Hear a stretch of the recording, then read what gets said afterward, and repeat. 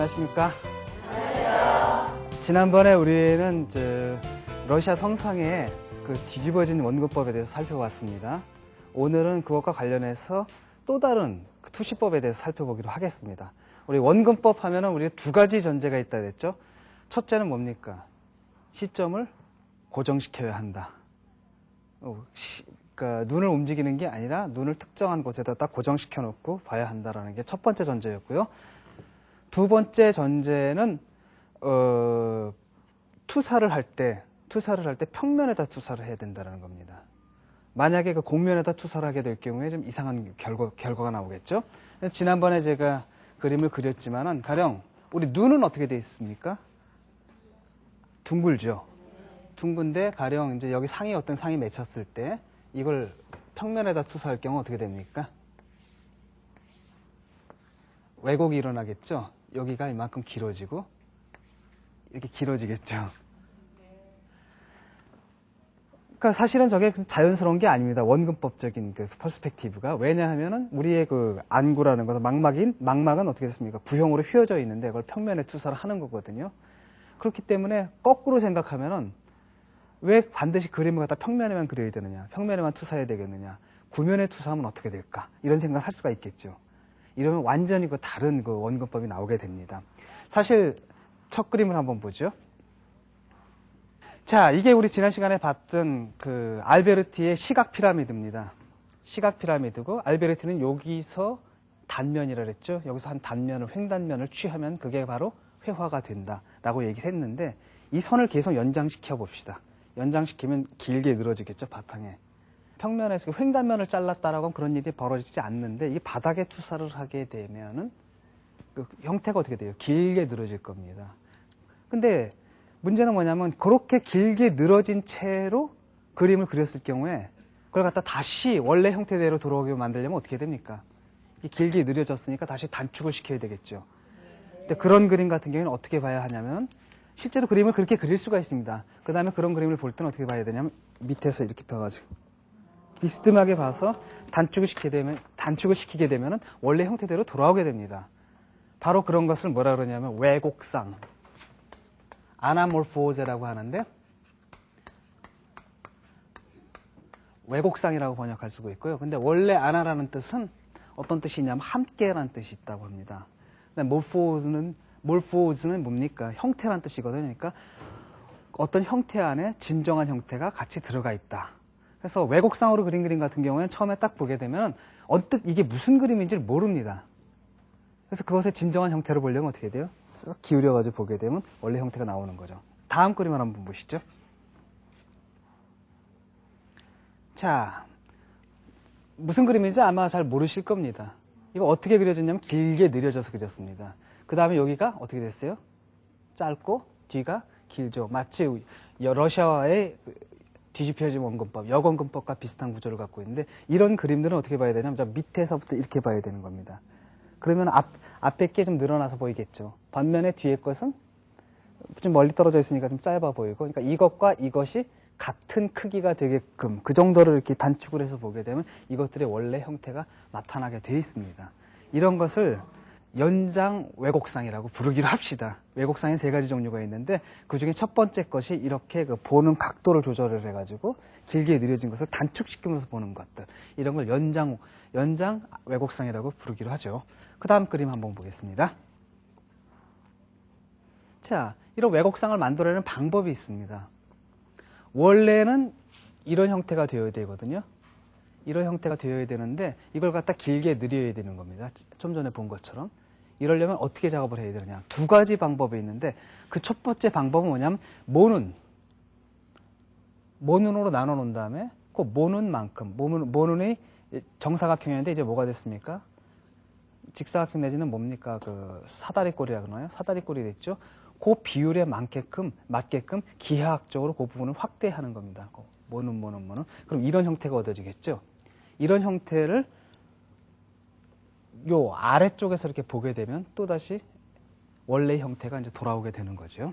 이런 방식으로 작업하는 게 있겠고, 두 번째 방법은 투사를 시키는 겁니다. 다음 그림 한번 보시죠.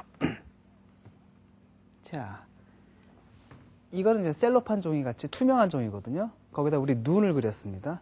눈을 그려놓고 이걸 햇빛을 또는 그 빛을 쪼였더니 바닥에 그림자가 생기겠죠. 마치 뭡니까 우리가 슬라이드 필름 보는 것처럼. 다만 슬라이드 필름은 어디에 평면 이렇게 평행을 해야 되잖아요. 필름과 스크린이. 근데 여기서는 그게 아니라 바닥에다 비쳤거든요. 그러면 이런 식의 형태가 나오게 되는 겁니다. 그럼 요걸 그렇게 그리는 거예요. 요걸 그려가지고 특정한 시각 밑에서 이렇게 보게 되면 다시 일로 돌아오게 되겠죠. 자, 조금 전에 봤던 그 연장 외국상 같은 경우에 우리 실생활에서 실제로 응용되고 있습니다. 어디에 사용되겠습니까? 가령 여러분들 자동차 타고 길을 다닐 때 뭐죠? 아스팔트에 글자가 써 있는 경우가 있고요. 가령 천천히 이런 것들을 아마 길게 느렸을 겁니다. 왜냐하면 자동차에서 볼 때는 어떻게 봐야 돼요? 이렇게 밑으로 내려다볼 수밖에 없거든요. 그러니까 그게 단축돼서 보이게끔, 단축돼서 보이면 그 제대로 된 글자가 나오게끔 하려면 역시 글자를 길게 느릴 수밖에 없는 겁니다. 자, 그런 방식도 있고요. 또 다른 방식이 있습니다. 제가 이제 여러분들께 뭔가 나눠드렸는데요. 그 그림을 한번 보죠. 먼저 그림을 보면은 이렇게 되어 있을 겁니다. 여러분들 아마 나눠드렸는데, 자, 요 그림을 보는 방법이 있습니다. 언뜻 보기에는 무슨 그림인지 잘 모르시겠죠? 네. 이걸 보는 방법이 있거든요. 이것도 단축을 시켜야 합니다. 이걸 그대로 올려가지고 말면은 어떤 형태가 될까요? 원뿔이 나오겠죠? 네. 일단 한번 만들어 봅시다, 원뿔을. 근데 거꾸로 접는 게 아니라 그림이 바깥으로 나오게끔 접어주세요, 이렇게. 자, 완성이 됐으면은 그걸 무릎에 올려놓으십시오. 무릎에 올려놓고 똑바로 세워놓고 어떻게 봐야 되냐면 꼭지점 위부터 내려다보는 겁니다. 내려다보면 뭔가 보이실 겁니다, 아마. 네. 그림이 아마 제대로 이제 보이실 겁니다.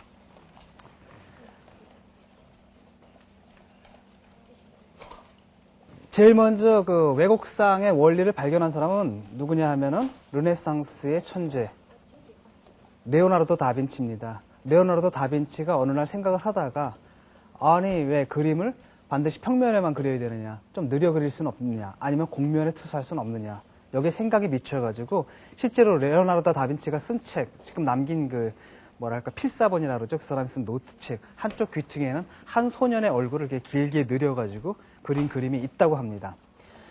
자, 왜곡상에는 세 가지 종류가 있는데요. 좀 전에 했던 것은 길이를 갖다가 단축을 하는 겁니다. 말하자면 시선의 각도를 조절함으로써 길이를 단축해서 원래 우리가 원하는 형상을 얻는 것이다라고 하면, 두 번째 방법은 반사 왜곡상입니다.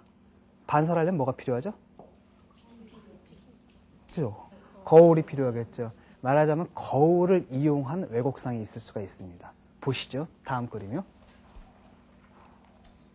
자, 이게 그 아나몰포제를 보는데 사용됐던 거울입니다. 여러 가지가 있겠죠? 보면 하나는 뭐가 있습니까? 원기둥 형태가 있겠고요. 다양한 크기로 되어 있고, 또 하나는 원뿔 형태가 있습니다. 다음 그림을 보시죠. 자, 이렇게 나타나는 겁니다. 요 밑에 그림은 길게 아마 느려져 있을 겁니다. 요런 그림들이 원기둥에 나타나면 제대로 된 그림으로 나타나는 거죠. 자, 그런 것을 만들려면 어떻게 하느냐.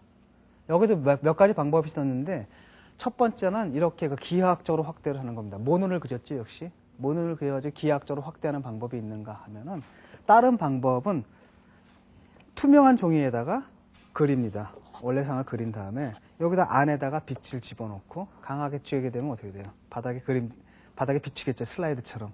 바로 그 모양 그대로 따라서 그리게 되면 다시 이런 식의 그 아나몰포제가 얻어지는 거죠. 자, 시도를 한번 해보죠. 그러니까 여러분들이 보시는 그림이 원기둥형 왜곡상입니다. 원기둥이냐 원뿔이냐 어떻게 구별하냐면은 이 동그라미 부분이죠. 요게 이제 거울을 놓는 위치인데, 요게 밑으로 나와 있으면은 이것은 원기둥형이고, 이게 좀 전에처럼 요 안으로 들어가 있으면은 위에서 내려다봐야 된다라고 하니까 이것은 이제 원뿔형이 되는 겁니다. 그러니까 원기둥형 같은 경우에는 위에서 내려다보는 게 아니라 비친 모습을 옆에서 보게 되는 것이거든요. 그래서 이것만 보면 이게 원뿔형인지 아니면 원기둥형인지 금방 알 수가 있습니다. 자, 이게 이제 어떻게 보일까요? 뭔지는 감이 잡히시죠? 어렴풋이. 이것을 기둥형으로 보게 되면은 원기둥 거울을 갖다 놓고 보게 되면 원래 형태가 나타납니다. 뭡니까? 두개골이죠. 여러분들이 한번 보세요. 직접. 그 다음에 이 그림은 뭘 의미할까요? 이건 원기둥일까요? 원뿔일까요? 당연히 원뿔이겠죠. 그리고 이거는 또 친절하게 여기서 정답까지 이렇게 같이 그려놨습니다. 이 안에 상 있죠? 원뿔형 거울을 갖다 놓고 보게 되면 위에서 내려다보면 바로 이 안에 있는 상처럼 보인다는 겁니다. 그래서 한번 실제로 해보죠. 그러니까 아까 원기둥형은 옆에서 보면 됐죠? 이건 어떻게 봐야 돼요? 위에서 아래로 내려다 봐야 되는 겁니다. 이렇게 하면 원래 상이 나타나는데 직접 한번 보시죠. 지금까지는 이제 원기둥과 원뿔을 봤습니다.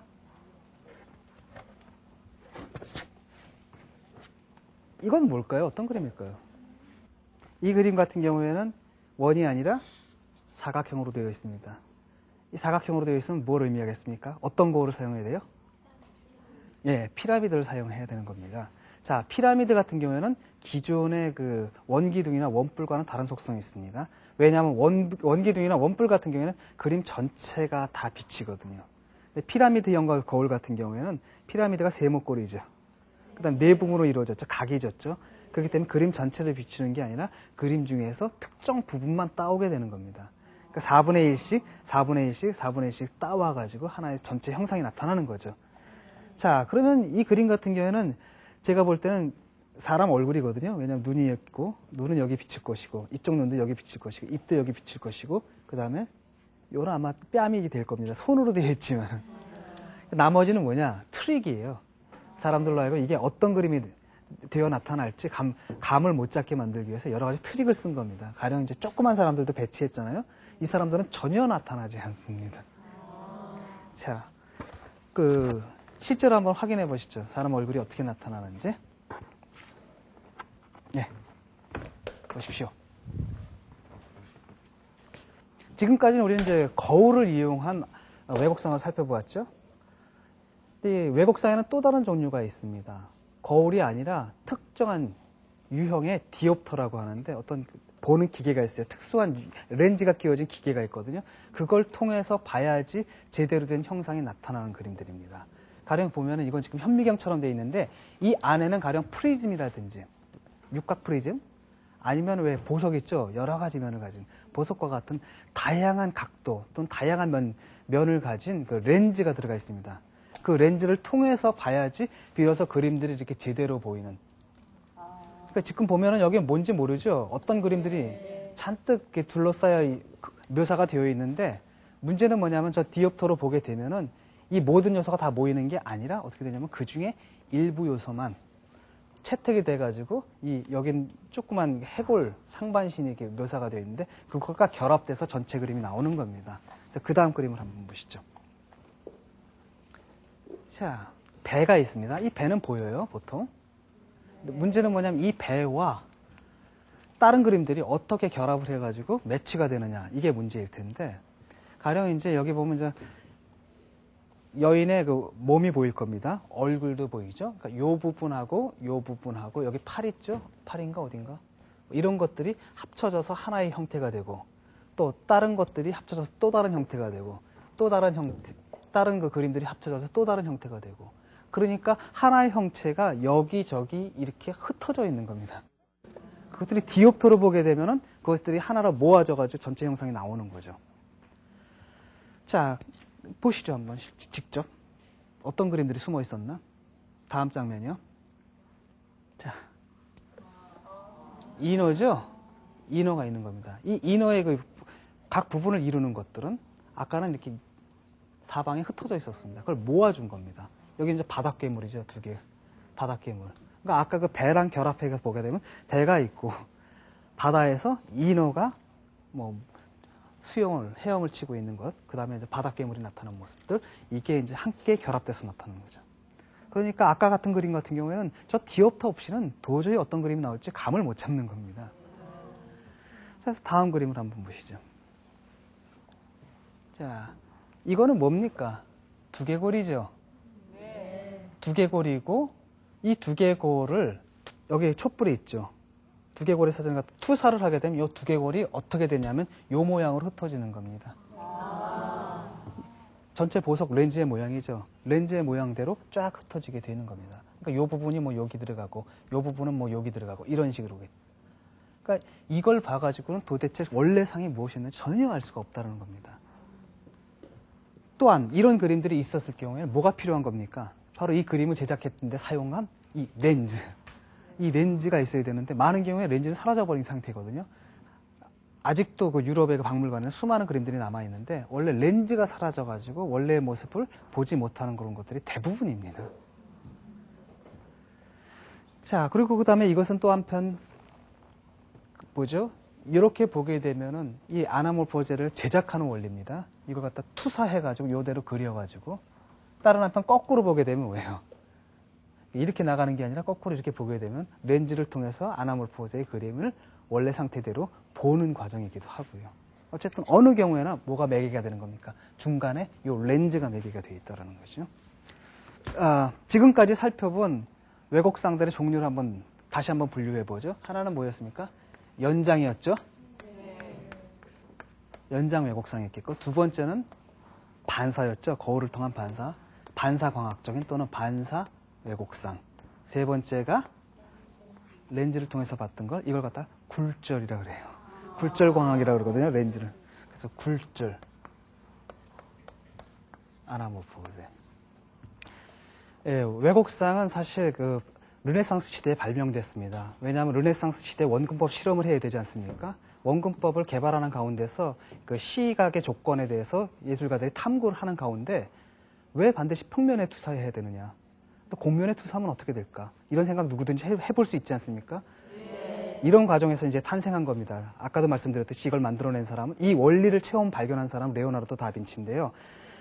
르네상스 시대에는 이 왜곡상이라는 게 널리 사용될 수가 없었습니다. 왜냐하면 르네상스 시대 예술은 가능한 한 대상을 단순하고 명료하게 보여주는 것. 그게 이제 목표였거든요. 그러니까 아름다운 상을 만들어내는 게 목표였는데 왜곡을 시키게 되면 아름답진 않잖아요. 그 다음에 뭔지 알아보기 힘들죠. 이런 것들은 르네상스 예술의 이념에 위배됩니다. 그렇기 때문에 르네상스 시대에는 이게 제대로 많이 사용되지는 않았지만은 실제로 르네상스 시대에 이런 실험을 한 사람은 있었습니다. 많지는 않지만. 그 대표적인 예가 누구냐? 한스 홀반이라는 사람입니다. 유명한 그림이죠. 사신들. 두 사람의 사신이십니다. 초상화입니다. 그런데 이 초상화 속에는 인물한데요. 이 안에는 이해할 수 없는 요소가 하나가 있습니다. 그게 뭐냐면은 바로 이 부분이거든요. 이게 도대체 뭘까? 뭔가 길게 느려져 있죠. 이걸 어떻게 봐야 되냐면 앞에서 보면 안 되고 우리 보는 방법 배웠죠? 이렇게 해서 봐야 하는 겁니다. 실제로 한번 보세요. 이렇게 옆으로 기울여서 어떤 모습이 나타나는지. 옆으로 기울여서 보게 되면 이런 모습이 나타납니다. 뭐예요? 해골이죠. 이건 바니타스라고 하거든요. 바니타스는 원래 헛되도다라는 뜻인데 인생, 삶이 허무하고 헛되다, 무상하다 이런 주제로 많이 그려졌던 그림이 바로 바니타스 그림입니다. 이 바니타스라는 것은 아나몰포제가 즐겨 사용됐던 영역 중에 하나거든요. 아까 이미 우리 렌즈를 통해 여기도 뭐가 있습니까? 해골이 있죠. 이것은 뭐냐면은 바니타스라는 것은 아나몰포제가 즐겨 사용됐던 영역 중에 하나입니다. 왜 그러냐면 좀 전에 그 그림을 보시면 아시겠지만은 하나는 현세가 이렇게 그려져 있을 겁니다. 사신이 있고. 하지만 또 하나 진짜 현실보다 더 현실적인 현실은 어디에 있느냐라고 했을 때 바로 그 해골바가지. 마치 우리 삶에 뭐가 드려진 겁니까? 죽음의 그림자가 드려진 것 같죠. 우리는 그렇죠. 그림의 메시지는 간단합니다. 우리는 천년 만년 살 것 같아요. 현세가 영원히 지속될 것처럼 생각하잖아요. 근데 그게 환상이다라는 겁니다. 진리는 뭐예요? 우리는 조금 살다가 죽을 수밖에 없다. 그 진리가 그림자처럼 이렇게 드려진 겁니다. 그런데 어느 게 더 진실하냐? 어느 게 더 진실합니까? 화면 속에 묘사된 그 현세입니까? 아니면 그 해골바가지의 진실입니까? 우리는 흔히 인생을 갖다 천년만년 살 것처럼 이렇게 착각을 하지만은 기독교 도덕의 관점에서 보면 삶이다라는 건 아주 짧은 순간이거든요. 그러니까 진리는 어디 있습니까? 오히려 저 그림자처럼 드리워진 것. 이것이야말로 진짜 진리가 아닌가. 이런 메시지죠. 근데 아까 아나모르포즈가 어떤 뜻이냐면 진정한 형상이 함께 들어가 있다라고 얘기했죠. 진짜 진정한 형상이 바로 이겁니다. 우리 삶의 진정한 형상은 이거일 수 있다는 거죠. 다른 한편 아나모르포즈는 또 겉으로 보면은 참 남세스러운 그런 그림들 있죠. 뭐예요? 그런 그림들이 있습니다. 포르노 같은 거. 그러니까 어떤 그림이 있는데 이렇게 딱 그 거울을 대고 보면은 좀 이렇게 낯뜨거운 이런 그림들을 그린다라든지, 다른 한편은 아까 그 프리즘을 이용할 경우에는, 이런 식의 그 프리즘 렌즈들을 이용할 경우에는 일종의 그 암호 메시지가 가능합니다. 말하자면 글자를 사용한다라고 할 경우에 글자들 여러 가지 섞어 놓는 거예요. 근데 이 글자들 중에서 렌즈를 보게 되면 특정한 단어만 딱딱딱딱 모여가지고 하나의 텍스트가 나오겠죠. 이런 식의 암호문. 그러니까 아주 부분적인 경우지만 이렇게 정치풍자라든지 이럴 때 이게 이제 사용된 예가 있습니다. 그래서 아나모르포즈가 왜 중요하냐? 옛날 화가들도 이게 부분적으로 사용을 했습니다. 근데 아나모르포즈가 함축하고 있는 건 뭐냐면 르네상스적인 투시법으로부터 벗어나는 것이거든요. 그래서 한스 홀바인도 저렇게 사용을 했지만은 현대 화가들 중에서 아나모르포즈를 사용하는 경우가 있습니다. 어떤 경우냐면 저도 독일에 가서 어느 한국 여자 화가가 그린 그림을 봤거든요. 그림이라고 해야 될지 모르겠는데 겉으로 딱 보게 되면 그냥 바코드예요. 바코드거든요. 근데 그걸 갖다 이렇게 밑으로 기울여서 딱 보게 되면 글자가 나타납니다. 이분이 뭐냐면 요한계시록이죠. 성서의 요한계시록. 요한계시록 한 권 전체를 다 아나모르포제로 만들어가지고 책으로 묶었더라고요. 이렇게 두껍게. 또 한편 어느 일본 예술가가 있는데요. 그분의 작품은 설치입니다. 허공에 뭔가가 이렇게 매달려 있어요. 철사 덩어리가 이렇게 매달려 있습니다. 도대체 저게 뭘까? 모르겠죠. 아무도 모릅니다. 그건 봐가지고 아무리 돌려봐도 저게 뭔지 모르는데 빛을 특정한 각도에서 비추게 돼요. 그럼 뭐가 생겨요? 바닥에 그림자가 생기죠. 그럼 그림자 속에 갑자기 오토바이가 나타난다든지 이런 식으로 작업을 할 수가 있는 겁니다. 또 어느 그 미국 화가였는데 이름 제가 기억을 못하는데 현대 화가인데요. 그분 같은 경우 쓰레기 가지고 작업을 하더라고요. 그래서 조금 설치해요. 바닥에 잔뜩 쓰레기가 이렇게 널려 있는 겁니다. 온갖 생활 쓰레기들이 다 널려 있는데 그건 역시 이쪽에서 빛을 비춰가지고 벽에 비추게 되면 뭐가 나오냐? 스카이라인이 나와요. 이렇게 도시에. 이런 방식으로 그 아나모르포제를 이용하게 되면 다양한 예술 창작이 가능한 겁니다. 그래서 아나모르포제가 한동안은 천대를 받았거든요. 왜냐하면은 17세기 때 처음에 이거 아나모르포제가 나타났을 때만 해도 이것을 가지고 놀 수 있었던 사람들은 지식층이었습니다. 원래는. 그렇죠? 학승이라든지 수도승이라든지 아니면 학자들 또는 철학자들, 예술가들 이런 사람들의 시각 실험을 하는 과정에서 이 원리를 발견하곤 이걸 가지고 재밌게 노는 겁니다. 그러다가 이제 18, 19세기쯤 되면은 이거에 대량 제작하는 방법이 발견됩니다. 그래가지고 그 아나모르포제를 제작하는 기기가 만들어져요. 그 다음에 이제 인쇄술이 또 발달했겠죠? 그러니까 그걸 갖다 대량으로 이렇게 보급하게 되고 그때부터는 보통 서민층 또는 아이들의 장난감이 되어버립니다. 그래서 오늘날까지도 아나모르포제 같은 경우에는 뭐 작가, 미상이죠. 왜냐하면 대부분 상업적으로 만들어진 경우가 많거든요. 그래서 그 박물관에 전시되는 게 아니라 박물관 저 창고 구석에 이렇게 처박혀 있다가 요즘 들어가서 각광을 받는 이유는 왜 그러느냐. 현대가 미디어의 시대죠. 그러니까 이제 미디어에 대한 관심이 증대하는 데다가 다른 한편은 아나모르포제의 뜻, 아까도 얘기했듯이 눈에 보이는 것이 아니라 눈에 보이는 것 안에 어떤 진정한 형상을 감추고 있다. 이게 현대예술의 원리랑 상당히 비슷합니다. 왜냐? 현대예술 작품들 딱 보면은 뭔지 잘 모르시겠죠? 마치 무슨 수수께끼를 찾는 것 같죠? 그 안에 어떤 감추어진 의미가 있는 것처럼 느껴지고 그 의미를 막 찾아야 될 것만 같은 느낌이 들죠? 아나모르포제가 바로 그렇거든요. 아나모르포제는 그냥 보는 게 아니라 진짜 형상은 뭐예요? 어떤 식으로 왜곡된 형태로 그 안에 감추어져 있죠. 그래서 아나모르포제로 트릭을 사용할 수가 있습니다. 이미 이제 중세 때 어떤 그림들이 나오냐면, 중세는 아니겠죠? 그러니까 15세기 이후겠죠? 그 수도원의 그림인데, 제가 본 아나모르포제 중에 가장 탁월한 건 그거였습니다. 그러니까 수도원 벽에 그림이 있어요. 정면으로 보게 되면은 길게 느려진 그림이겠죠? 근데 정면으로 보게 되면은 아주 아름다운 풍경화입니다. 항구의 풍경이에요. 암스테르담 항이 있고, 뭐 나폴리 항이 있고, 이렇게 그 두 개의 항이 마주보고 바다 풍경이 아름답게 펼쳐집니다. 그런데 그걸 갖다가 바짝 벽에 붙어가지고 옆으로 딱 보게 되면 완전히 다른 그림이 나타나요.